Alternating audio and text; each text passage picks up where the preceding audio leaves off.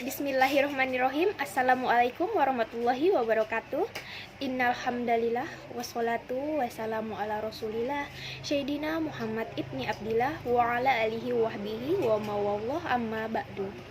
Segala puji hanya milik Allah Rabbi, segala zat yang maha ghafur, zat yang maha syukur, yang telah memberikan beribu-ribu nikmat yang tidak terukur, mulai dari nikmat iman, nikmat Islam, sampai nikmat sehat walafiat, sehingga kita bisa berkumpul di tempat yang insya Allah diberkahi oleh Allah Subhanahu wa Ta'ala.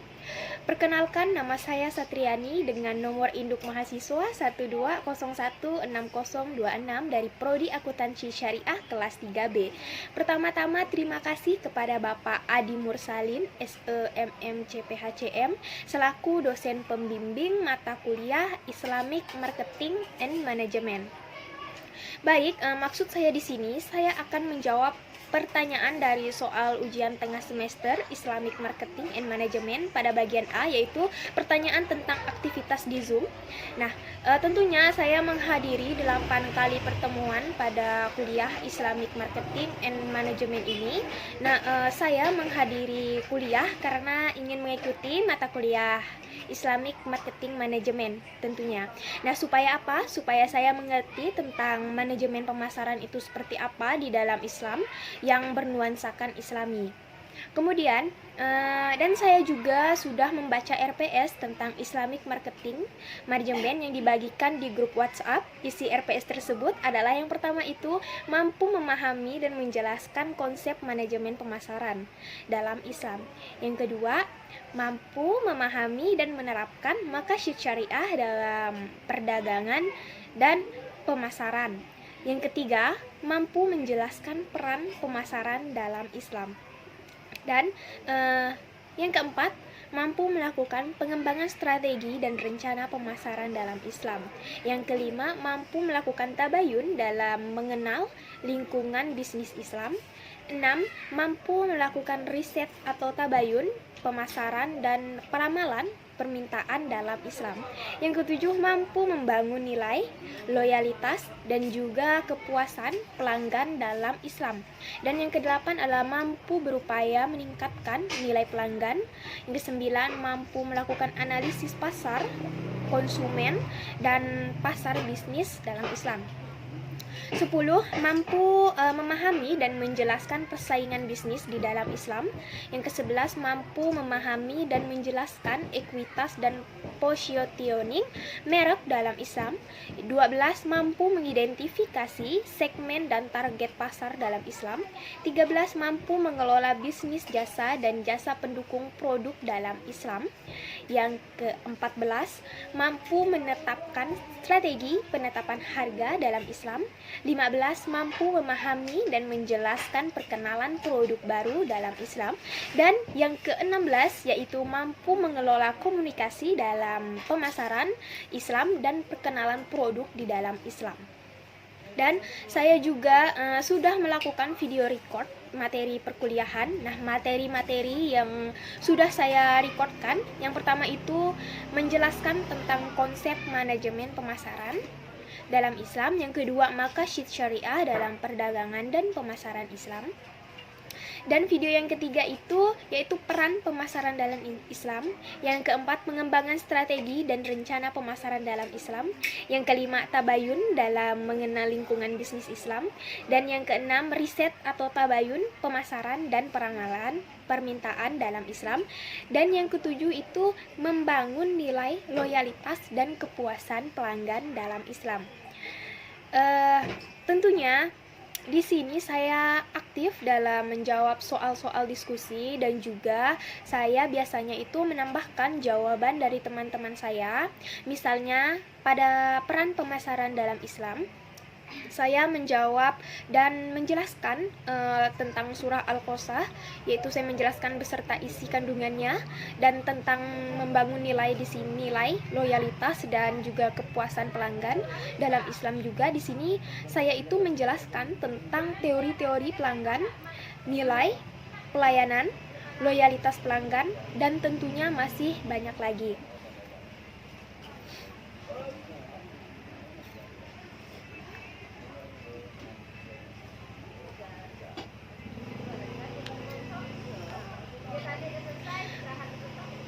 Baik, di sini saya akan menjawab pertanyaan dari bagian B yang ini yang dimana berkenaan dengan teori-teori yang berkenaan dengan Islamic Marketing and Management. Di sini saya akan membacakan surah Al-Jumu'ah ayat 10 yang berbunyi A'udzubillahi minasyaitonirrajim. Bismillahirrahmanirrahim. Fa iza qudiyatil sholatu fantashiru fil ardi wabtafu min fadlillahi wazkurullaha katsiran la'alakum tuflihun, yang artinya adalah apabila sholat telah dilaksanakan maka bertebaranlah kamu di bumi dan carilah karunia Allah dan ingatlah Allah banyak-banyak agar kamu beruntung. Nah, isi kandungannya itu dari Al-Quran surah Al-Jumu'ah ayat 10 ini mengingatkan kita betapa pentingnya sholat dalam kehidupan sehari-hari. Terlebih lagi ada banyak pahala yang bisa didapatkan jika melakukannya dengan ikhlas. Dan penting bagi setiap muslim untuk menyeimbangkan urusan dunia dan juga akhirat. Mengutip tafsir dari Kementerian Agama dalam ayat Al-Jumu'ah ayat 10 ini, Allah tidak menyepelekan aktivitas duniawi yang kita jalani. Seperti dikatakannya, apabila sholat telah dilaksanakan maka bertebaranlah kamu di bumi. Nah, artinya di sini itu setelah sholat dilaksanakan kita bisa bekerja kembali untuk mencari rezeki. Tetapi ketika waktunya sholat tiba, hentikan aktivitas duniawi dan berikan atensi penuh untuk menunaikan ibadah. Nah, ayat ini juga mengingatkan manusia untuk menghindari kecurangan, penyelewengan, dan juga kelakuan tidak bermoral lainnya dalam mencari rezeki misalnya kan. Nah, sebab apa? Sebab Allah itu mengetahui semua tindak tanduk umatnya, bahkan yang tersembunyi sekalipun. Nah, pasalnya memiliki pekerjaan halal akan membuat hidup kita lebih tentram dan damai. Nah, untuk itu diwajibkan bagi setiap muslim menyertakan Allah dalam mencari rezeki. Kemudian terdapat pada Al-Quran surah Al-Maidah ayat 2 yang berbunyi A'udzubillahi minasyaitonirrajim. Bismillahirrahmanirrahim. Ya ayyuhallazina amanu la tuhillu sya'a'irallahi wa la syahral haram walal hazya walal kala ida wala ammainal baital haram ya bata'una fazlan man rabbahim waridwana wa iza holal tam fashtadu wala yajri mannakum syana'anu qawmin an sadukum anil masjidil haram an ta'tadu wa ta'awanu 'alal birra wa taqwa wala ta'awanu 'alal ismi wal adwan wa tattaqullaha innallaha syadidul iqab. Syadaqallahul azim.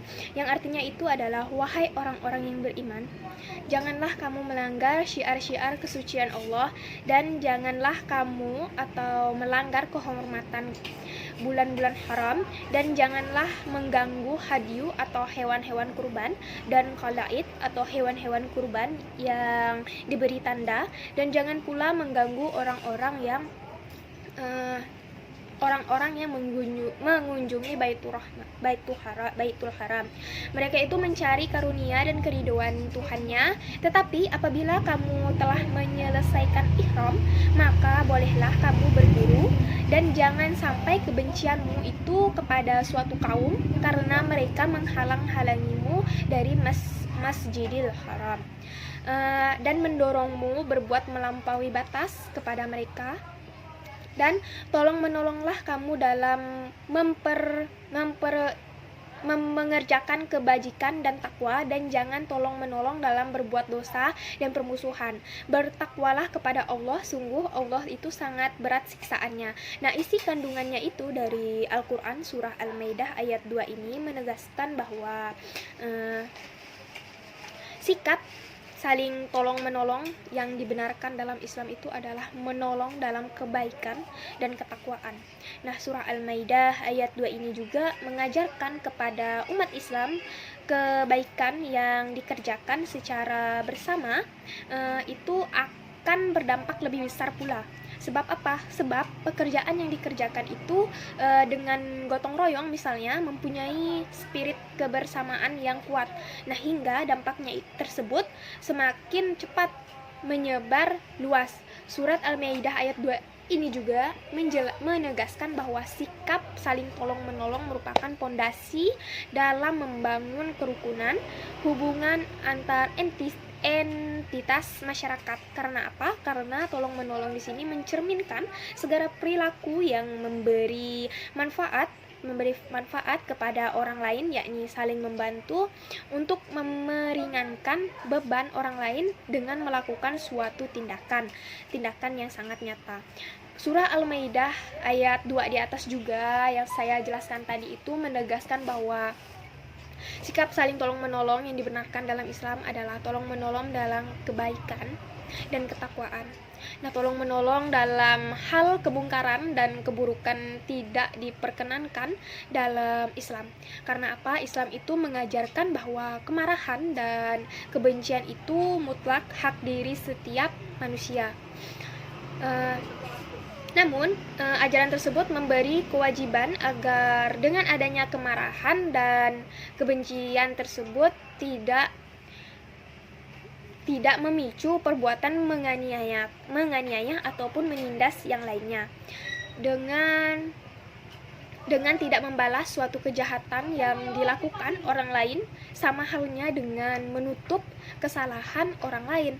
Nah, karena apa? Karena sejatinya itu dalam ajaran Islam yang dibawa Rasulullah SAW mengajarkan agar setiap individu itu untuk saling memberi pertolongan gitu kan, memberi pertolongan dalam kebaikan bukan keburukan, dan menutup celah orang lain bukan mengumbar-ngumbarnya. Begitu pula dalam segi kemanusiaan, menolong merupakan kesediaan seseorang dalam hal memberikan bantuan adalah yang bergerak hatinya. Sebab dalam diri manusia itu tersimpan rasa empati serta peduli terhadap orang lain. Kemudian hubungan kedua surah ini dengan pemasaran. Nah, kita sebagai umat muslim itu dianjurkan untuk selalu mengingatkan Allah Subhanahu wa Ta'ala walaupun kita sedang dalam keadaan mencari rezeki, dan kita tidak boleh membenci seseorang yang menghalangi kita dalam keadaan apapun. Kemudian di sini saya akan menjelaskan konsep dari pemasaran dalam Islam. Nah, apa sih yang dimaksud dengan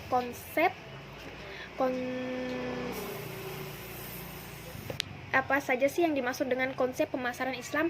Nah, konsep pemasaran Islam atau proses sosial ini merupakan sebuah bisnis strategis dalam menciptakan value yang dihasilkan dari proses penawaran dan permintaan yang dibingkai atau di atas platform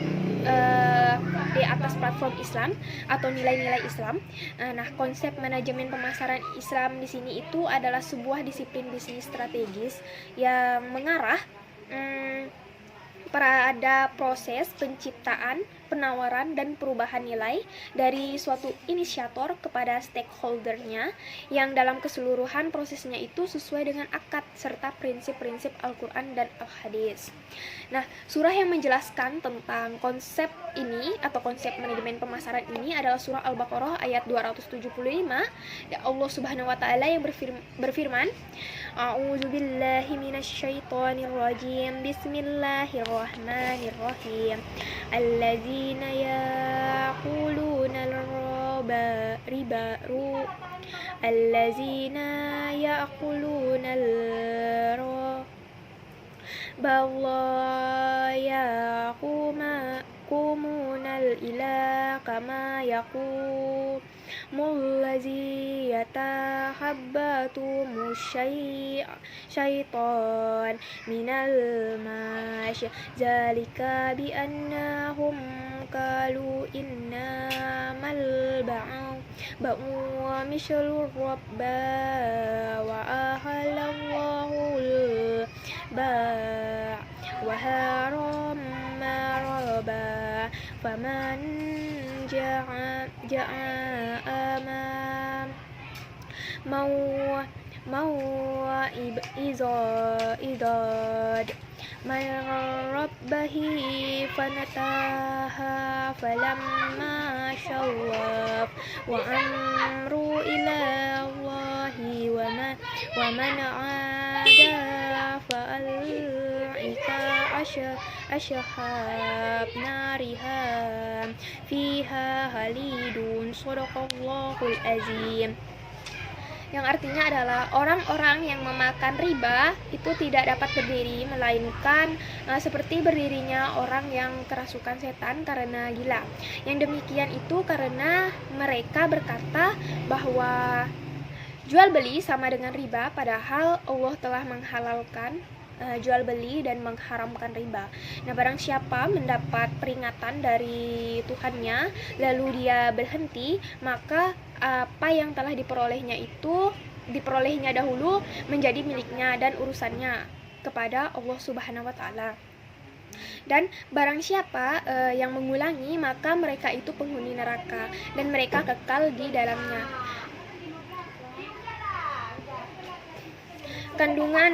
Kandungan dari surah ini yaitu larangan memakan riba. Allah juga mengharamkan riba dan menghalalkan jual beli. Yang ancaman Allah terhadap orang yang tetap melakukan riba itu adalah sebagai penghuni neraka selamanya. Kemudian ada pernyataan tentang Islam itu sebagai jiwa dalam bisnis pemasaran. Nah, tentunya di sini dalam pernyataan ini saya setuju dengan pernyataan tersebut. Karena apa? Karena di sini dengan bisnis pemasaran yang bernuansakan Islami akan menjauhkan kita dari hal-hal yang dibenci oleh Allah Subhanahu wa taala. Kemudian di sini saya akan membacakan surah Al-Baqarah ayat 282 yang berbunyi A'udzubillahi minasyaitonirrajim. Bismillahirrahmanirrahim. Ya ayyuhallazina amanu iza tadayantum bidaini illa ajalil limman faqatuhu wal yaqub bainakum katibau bil adli wala ya'ba katib'an yaktub kama 'allamahu Allahu falyaktub wal yumli lil azi 'alaihi al-haqqu wal yattaqillaha rabbah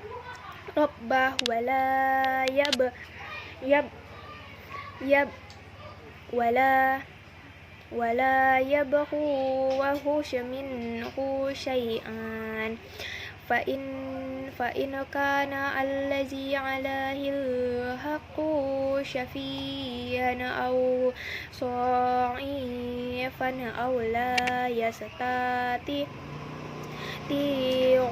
an yumillahu wa falyumlil wali bil azli wasyata syahidani dani min rajalikum fa in lam yakuna rajulani farajulun imra'atani mimman tardawna hadai an tazila ihdahum fatuzakara ihdahumal ukhra. Shadaqallahul azim, yang artinya adalah, wahai orang-orang yang beriman, apabila kamu melakukan utang piutang untuk waktu yang ditentukan, hendaklah kamu menuliskannya, dan hendaklah seseorang penulis di antara kamu itu menuliskannya dengan benar, dan janganlah penulis itu menolak untuk menuliskannya.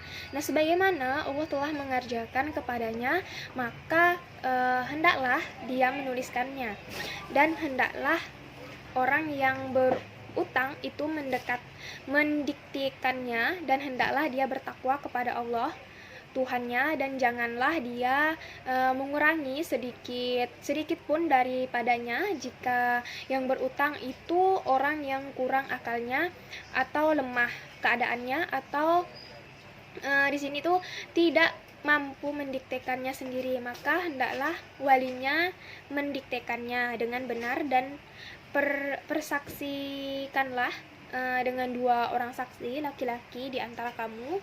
Jika tidak ada saksi 2 orang laki-laki, maka boleh seorang laki-laki dan 2 orang perempuan di antara orang-orang yang kamu sukai dari para saksi yang ada. Agar apa? Agar jika yang seorang lupa, maka yang seorang lagi mengingatkannya, dan janganlah saksi-saksi itu menolak apabila dipanggil, dan janganlah kamu bosan menuliskannya untuk batas waktunya baik. Nah, kecil maupun besar utang tersebut. Yang demikian itu lebih adil di sisi Allah Subhanahu wa taala, lebih dapat menguatkan kesaksian dan lebih mendekatkan kita kepada ketidakraguan, kecuali jika hal itu merupakan perdagangan tunai yang kamu jalankan di antara kamu, maka tidak ada dosa bagi kamu jika kamu tidak menuliskannya. Dan ambillah saksi apabila berjual beli, dan janganlah penulis dipersulit, dan begitu juga saksi. Jika kamu lakukan yang demikian itu, maka sungguh hal itu suatu kefasikan pada kamu. Dan bertakwalah kepada Allah, sesungguhnya Allah itu memberikan pengajaran kepadamu, dan Allah Maha mengetahui segala sesuatu. Quran Surah Al-Baqarah surat kedua ayat 282. Nah, isi kandungannya itu adalah setiap transaksi yang mengandung perjanjian penanggungan seharusnya itu ada bukti tertulis. Namun jika tidak ada perjanjian tertulis, hendaknya dihadirkan saksi. Jika ternyata tidak ada saksi juga, tidak pula bukti tulisan diperbolehkan adanya jaminan. Nah, bisa prinsip saling percaya dan menjaga kepercayaan semua pihak untuk menghilangkan keraguan, maka hendaklah diadakan perjanjian secara tertulis atau jaminan. Tapi jika semua pihak saling mempercayai atau dalam transaksi tunai tidak akan menimbulkan masalah di kemudian hari, tidak mengapa tanpa tulisan atau jaminan, asalkan tetap menjaga amanah.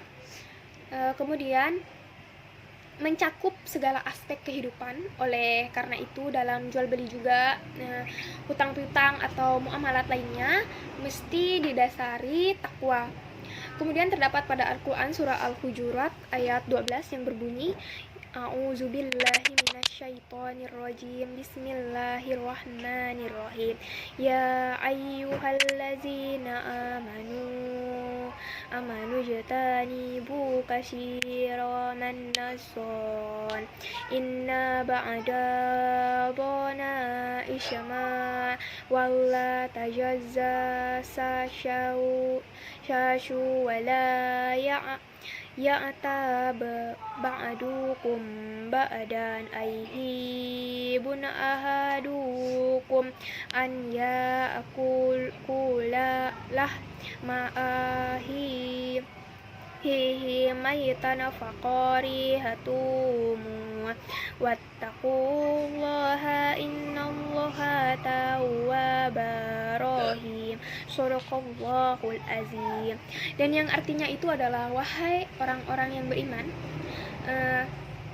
Jauhilah banyak dari prasangka, sesungguhnya sebagian prasangka itu dosa, dan janganlah kamu mencari-cari kesalahan orang lain, dan janganlah ada di antara kamu yang mengunjing sebagian orang lain.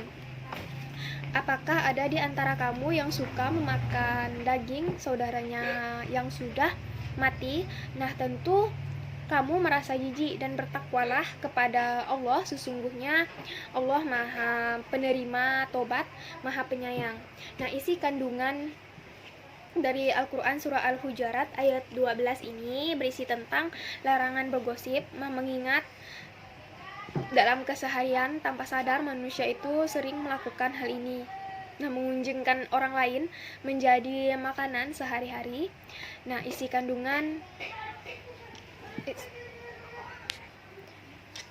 Gibah dalam ayat 12 ini diibaratkan memakai bangkai saudaranya sendiri. Kemudian, apa sih yang dimaksud dengan maqasid syariah dalam perdagangan dan pemasaran? Nah, maqasid syariah dalam perdagangan dan pemasaran adalah tujuan yang hendak dicapai dari suatu penetapan hukum atau kemaslahatan umat di dunia dan di akhirat, supaya menghilangkan kemudaratan yang merupakan tujuan diisyaratkannya hukum di muka bumi ini. Dan tijaroh dalam Al-Quran itu berhubungan erat antara usaha dagang atau niaga dengan ibadah kepada Allah Subhanahu wa Ta'ala. Karena apa? Karena berniaga di sini itu akan mengalami, pasti ada sedikit demi sedikit itu ada kerugian dikit lah material, sementara pelaku usaha yang dapat menyesuaikan diri dengan kepentingan ibadah akan memperoleh keuntungan material yang dijanjikan oleh Allah Subhanahu wa Ta'ala. Nah, baik dalam keuntungan harta benda dari hasil niaga, juga keuntungan nilai pahala. Nah, tijaroh dalam Al-Quran juga dengan praktik muamalah saat ini itu berkaitan dengan jenis-jenis niaga yang selalu berkembang sesuai kebutuhan masyarakat Islam ya tentunya di sini. Nah, praktik muamalah dalam bentuk tijaroh itu terrealisasi dalam akad jual beli atau agen akad perkongsian atau akad sewa menyewa, barang akad salam, dan akad bagi hasil. Nah, surah-surah dalam Al-Quran yang menjelaskan tentang tijaroh itu terdapat pada Al-Quran surah Al-Baqarah ayat 200 yang sudah saya jelaskan sebelumnya, dan di sini yang sudah saya jelaskan sebelumnya itu tentang surah Al-Baqarah ayat 282 sudah saya membacakan surahnya, isi kandungan dan artinya. Dan di sini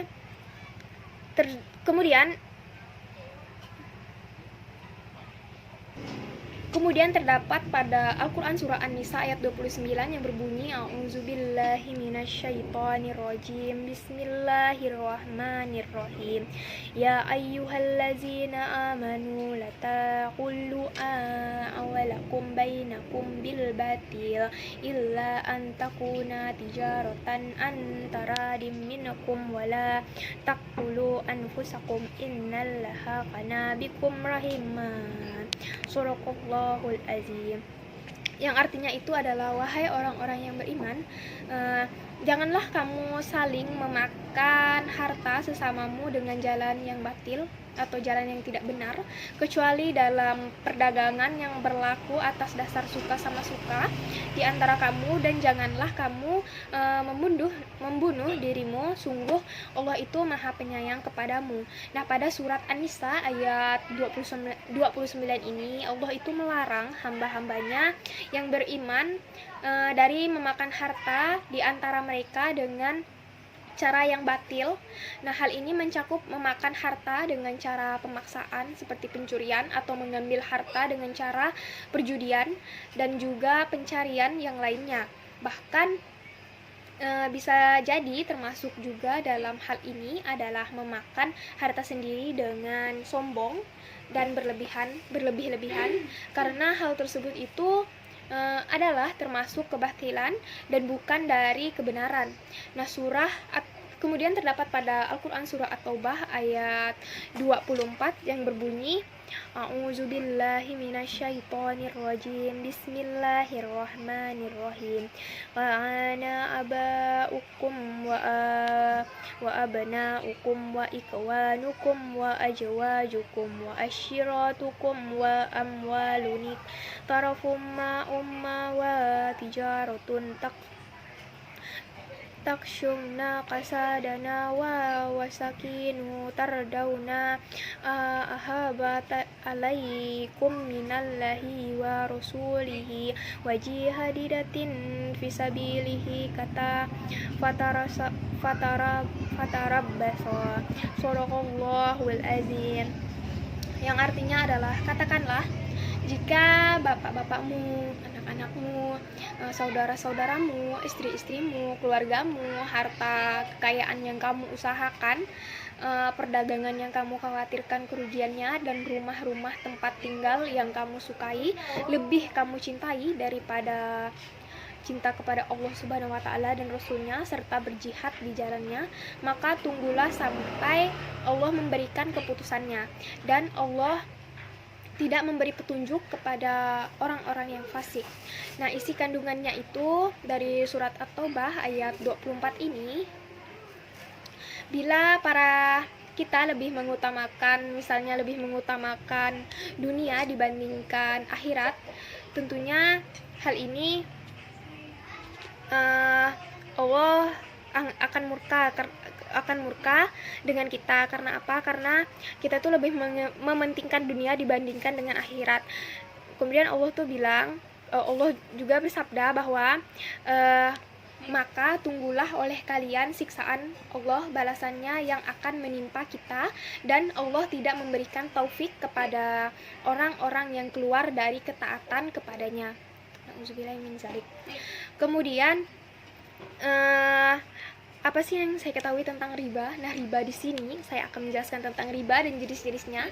Nah, riba di sini adalah mengambil keuntungan lebih dalam proses transaksi yang bertentangan dengan ajaran agama Islam. Nah, macam-macam riba. Yang pertama ada riba fadl, yaitu jual beli atau tukar menukar dua barang yang sesama jenisnya akan tetapi tidak sama ukurannya. Artinya di sini dalam proses tersebut itu mengandung adanya tambahan pada salah satu jenis benda yang diisyaratkan. Nah, contohnya di sini itu misalnya tukar menukar antara beras dengan beras, tukar menukar beras antara beras dengan beras. Kemudian yang kedua adalah riba qard. Riba qard di sini adalah riba yang dihasilkan oleh tambahan atau pengembalian pokok pinjaman yang diisyaratkan kepada peminjam. Nah, contohnya rentenir yang meminjamkan uang sebesar 10 juta dengan syarat 20% selama 6 bulan. Yang ketiga adalah riba nasiah. Riba nasiah di sini adalah mengambil keuntungan dari proses pinjam meminjam atau tukar menukar barang sejenis maupun berbeda, yang disebabkan karena ada keterlambatan dalam masalah pembayaran. Kemudian yang keempat adalah ribayat. Nah, ribayat di sini adalah pengambilan keuntungan dari hasil jual beli yang disertai dengan penundaan serah terima barang. Nah, contohnya adalah ada penjual motor yang menawarkan barang 20 juta jika langsung dibayar tunai. Namun jika dicicil harganya menjadi 25 juta. Kemudian apa sih yang dimaksud dengan talaqi rukban? Talaqi rukban adalah pembelian barang dengan cara mencegah orang desa sebelum sampai di pasar agar ia dapat membeli barang dengan harga yang murah. Contohnya, ada pedagang kota, ia akan menyongsong kedatangan barang dari tempat lain, yakni dari orang desa yang ingin berjualan di negerinya. Lalu pedagang kota tersebut itu menawarkan barang dengan harga yang lebih rendah dari harga pasar. Nah, sehingga barang dagangan pedagang desa itu dibeli sebelum ia masuk pasar dan sebelum ia mengetahui harga pasar yang sebenarnya. Nah, jual beli seperti ini diharamkan karena apa? Karena adanya pelabuhan atau pengelabuhan. Nah, jual beli dengan cara talaqi rukban juga mengakibatkan supply dan demand itu tidak bertemu, sehingga Apa yang terjadi? Tidak terjadi pasar yang sehat yang dapat menentukan harga yang adil. Kemudian bai najasi. Apa sih itu bai najasi? Nah, bai najasi di sini ada rekayasa pasar dalam demand atau permintaan yang terjadi apabila seorang produsen itu menciptakan permintaan palsu. Nah, permintaan palsu itu sehingga seolah-olah ada banyak permintaan gitu kan terhadap harga suatu produk yang menyebabkan itu harga jual produk tersebut naik. Contohnya di sini misalnya seorang pedagang dalam rangka menaikkan harga jual barangnya, yaitu membuat beberapa pemesanan fiktif atau pemesanan palsu terhadap barang dagangan ordernya tersebut. Nah, itu digunakannya sebagai daya tawar dalam transaksi mereka terhadap para konsumennya, sehingga mereka bisa menentukan harga yang tinggi terhadap konsumennya. Tadlis. Nah, apa sih itu tadlis? Nah, tadlis di sini adalah transaksi yang boleh atau diharamkan, yang dilarang dalam ekonomi Islam, yang termasuk ke dalam kategori kedua, yaitu haram selain zatnya. Maksudnya di sini seperti tadlis ketidaktahuan suatu pihak atau biasa disebut dengan menimbun. Nah, contohnya di sini ada pada saat harga beras turun dan konsumen atau pembeli tidak mengetahui bahwa harga beras sudah turun dalam peristiwa tersebut. Di sini penjual memanfaatkan hal tersebut dengan tetap menjual harga beras sebesar harga pada pasar sebelum turun harga barang tersebut. Kemudian ihtikar adalah kegiatan ekonomi yang dilakukan oleh seorang pelaku ekonomi dengan menimbun suatu barang dengan tujuan mendapatkan keuntungan sebesar-besarnya tanpa melihat kesusahan orang lain. Kemudian jual beli gahar di sini adalah biasa disebut dengan pertaruhan yang merupakan ketidakpastian dalam transaksi yang diakibatkan dari tidak terpenuhinya ketentuan syariah dalam transaksi tersebut. Nah, dampak dari transaksi ini itu adanya salah satu pihak yang bertransaksi sehingga hal ini dilarang dalam Islam. Dan di sini saya akan menjelaskan tentang peran pemasaran dalam Islam. Nah, peran pemasaran dalam Islam atau dalam suatu bisnis maupun perusahaan misalnya dalam sektor bisnis, pemasaran sangat dibutuhkan. Karena apa? Karena untuk pengenalan produk berbagai perusahaan di bidang industri, pelayanan, penerbangan, perbankan, dan lain sebagainya. Misalnya dalam sektor non-profit, nah pemasaran kerap digunakan sebagai upaya promosi, misalnya promosi organisasi, perguruan tinggi, rumah sakit, dan berbagai kelompok kesenian atau komunitas lainnya untuk menarik peminatnya. Bahkan berbagai instansi pemerintahan juga mengeluarkan kampanye pemasaran gitu kan yang bersifat sosial seperti kampanye anti rokok, anti narkoba, anti seks bebas, dan lain-lain sebagainya. Nah, dalam sektor internasional nih. Nah, dalam sektor internasional itu pemasaran kerap digunakan oleh perusahaan multinasional yang bertujuan meningkatkan pemasaran global. Nah, peran pemasaran Islam di sini sebenarnya tidak jauh berbeda dengan peran pemasaran pada umumnya. Yang membedakan itu hanyalah prinsip-prinsip Islami dan tujuan akan keridhaan Allah Subhanahu wa taala. Dan bagaimana sih cara mengembangkan strategi dan rencana pemasaran di dalam Islam? Nah, yang pertama itu adalah segmentasi pasar, adalah sebuah dasar yang digunakan untuk mengetahui beberapa segmen yang berbeda dalam pasar.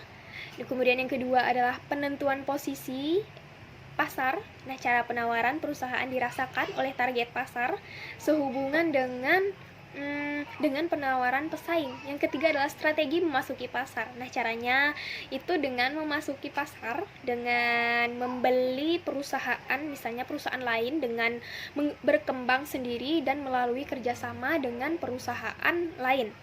Kemudian yang keempat adalah strategi marketing mix atau kombinasi dari 4 variabel atau kegiatan yang merupakan inti dari sistem pemasaran perusahaan, yaitu misalnya produk, harga, promosi, dan distribusi. Kemudian yang kelima adalah strategi penentuan waktu. Perusahaan itu harus dapat menentukan waktu dalam melakukan pemasaran perusahaan, juga dapat memahami kegagalan dalam mencapai tujuan apabila bergerak lambat atau terlalu cepat. Kemudian yang keenam di sini adalah pengkajian peluang pertumbuhan. Itu dapat dilakukan dengan perencanaan bisnis baru, misalnya penyusunan dan penghilangan bisnis lama. Dan mengapa sih perusahaan itu harus melakukan tabayun dalam mengenal lingkungan bisnis? Nah, tentunya di sini itu tabayun sangat penting. Karena apa?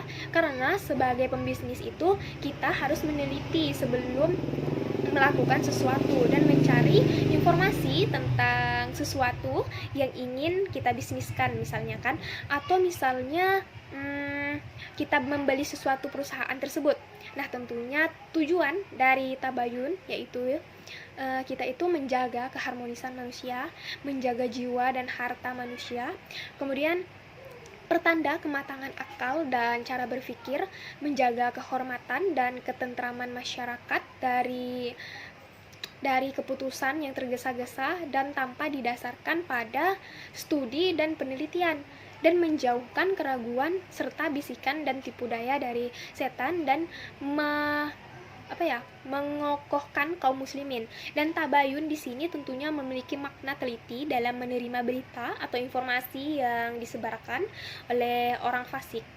Nah, tabayun ini merupakan perintah Allah Subhanahu wa taala dan merupakan anjuran dalam Al-Qur'an untuk kaum mukmin agar lebih teliti dan berhati-hati dalam menerima berita atau informasi. Kemudian di sini saya akan membacakan surah An-Nisa ayat 94 yang berbunyi A'udzubillahi minasyaitonirrajim. Bismillahirrahmanirrahim. Ya ayyuhallazina amanu iza sarabtum fi sabilillahi fatabayyanu wa la taqulu liman alqa ilaykum syalama lashata mu'minan tabta'una aradal hayati dunya fa'indallahi ma'anima kasyirat kazalika kuntum munakabalu famanallaha alaikum fatabayyanu innallaha kana bima ta'maluna khabiran. Shadaqallahul azim. Yang artinya adalah, wahai orang-orang yang beriman, apabila kamu pergi atau berperang di jalan Allah, maka telitilah dan carilah keterangan, dan janganlah kamu mengatakan kepada orang yang mengucapkan salam kepadamu dan kamu bukan seorang yang beriman, lalu kamu membunuhnya dengan maksud mencari harta benda kehidupan dunia, padahal di sisi Allah ada harta yang banyak. Nah, begitu jugalah keadaan kamu dahulu, lalu Allah itu memberikan nikmatnya kepadamu. Nah, maka telitilah, sungguh Allah maha teliti terhadap apa yang kamu kerjakan. Nah, isi kandungannya itu adalah Allah itu memerintahkan kepada orang-orang mukmin agar mengadakan penelitian lebih dahulu sebelum membunuh seseorang yang dianggapnya itu sebagai musuh, agar jangan sampai membunuh seseorang itu yang telah menganut agama Islam. Nah, apalagi jika pembunuhan itu dilakukan hanya karena keinginan untuk memiliki harta bendanya saja. Nah, Allah itu memperingatkan bahwa orang-orang mukmin tidak boleh berbuat demikian. Karena apa? Sebab yaitu telah menyediakan rahmat yang banyak bagi orang-orang yang beriman kepadanya dan juga mematuhi segala ketentuannya. Nah, selanjutnya Allah juga mengingatkan orang-orang mukmin bahwa pada awal mereka memeluk agama Islam, mereka itu menyembunyikan imannya, tetapi mereka tetap mengucapkan salam, misalnya assalamualaikum bila berjumpa dengan sesama mukmin yang telah lebih dahulu memeluk agama Islam. Hal itu mereka lakukan untuk memberitahukan bahwa mereka telah memeluk agama Islam. Nah, dengan demikian mereka mengharapkan keamanan diri, keluarga, dan harta benda mereka dari kaum muslimin yang telah masuk Islam lebih dahulu.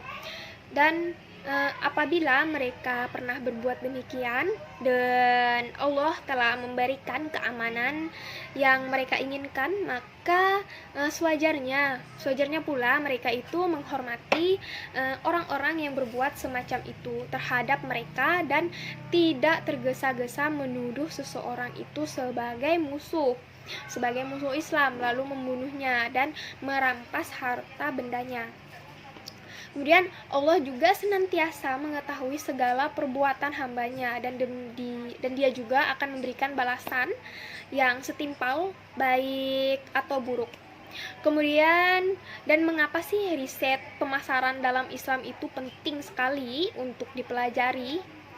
Tentunya riset pemasaran dalam Islam sangat penting dipelajari karena riset pemasaran itu dapat menjadi pedoman yang jelas bagi unit bisnis dalam merencanakan dan melaksanakan semua kegiatan yang cukup yakin dan akurat. Nah, riset pemasaran juga dapat memfasilitasi dengan cepat dan tepat pengambilan keputusan yang dilakukan oleh manajer pemasaran. Nah, riset pemasaran itu dapat menyediakan solusi yang efektif untuk masalah pemasaran. Tentunya tidak sedikit biaya yang dikeluarkan oleh perusahaan besar misalnya dalam melakukan kegiatan riset pemasaran. Nah, dalam hal ini biasanya tuh perusahaan tuh menghabiskan banyaknya 10 juta untuk kegiatan tersebut. Nah, biaya tersebut dikeluarkan seiring dengan penggunaan teknik dan metode baru dalam melakukan kegiatan penelitian secara akurat. Nah, hal tersebut menunjukkan semakin pentingnya riset pemasaran di dalam Islam. Kemudian, bagaimana sih cara saya membangun nilai kepuasan pelanggan dan loyalitas pelanggan dalam Islam? Nah, cara saya membangun nilai kepuasan pelanggan dan loyalitas pelanggan dalam Islam adalah mengetahui bagaimana cara menciptakan nilai pelanggan, yaitu memahami pelanggan, menemukan peluang. Di sini artinya itu menemukan kebutuhan atau keinginan yang ada di pasar yang tidak terpenuhi dan bahwa perusahaan memiliki kemampuan untuk melakukannya. Selalu berinovasi di sini artinya menciptakan produk baru. Diferensiasi nyata di sini maksudnya kita mengetahui apa yang dilakukan oleh pesaing kita dan bagaimana bersaing dengan produk lain di pasar gitu kan, dengan bernuansakan Islam. Dan untuk memuaskan pelanggan di sini saya akan membuat kualitas barang atau jasa yang saya miliki itu sehingga pelanggan saya itu puas terhadap hal tersebut. Memberikan pelayanan yang terbaik kepada pelanggan, bahwa pelanggan itu adalah raja. Dan juga memberikan kemudahan kepada pelanggan, memprioritaskan pembeli atau pelanggan dan selalu mengabarkan produk terbaru. Dan kepuasan loyalitas pelanggan merupakan hal yang sangat penting bagi dunia bisnis. Tentunya karena hal ini itu akan terkait dengan bisnis-bisnis yang dijalani saat ini ataupun bisnis lainnya.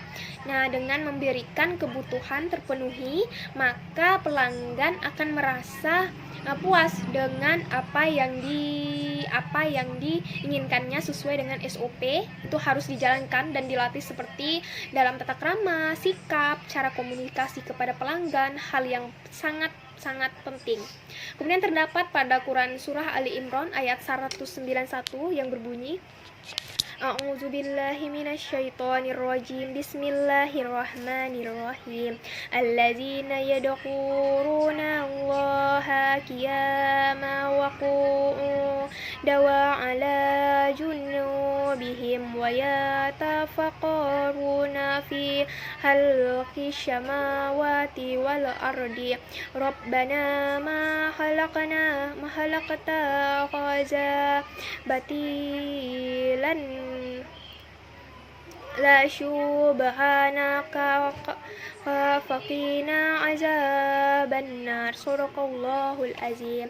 Yang artinya adalah yaitu orang-orang yang mengingat Allah sambil berdiri, duduk atau dalam keadaan berbaring, dan mereka memikirkan tentang penciptaan langit dan bumi seraya berkata, ya Tuhan kami, tidaklah Engkau menciptakan semua ini sia-sia, maha suci Engkau, lindungilah kami dari azab neraka. Quran surah Ali Imran surat ketiga ayat 191. Nah, isi kandungannya itu adalah orang-orang yang berakal, yaitu orang-orang yang senantiasa memikirkan ciptaan Allah, merenungkan keindahan ciptaannya, kemudian itu dapat mengambil manfaat dari ayat-ayat Al-Quran ini.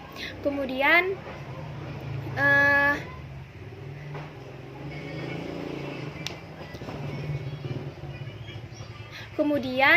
dengan itu mereka mengingat Allah sambil berdiri, berjalan, dan makan aktivitas kehidupan.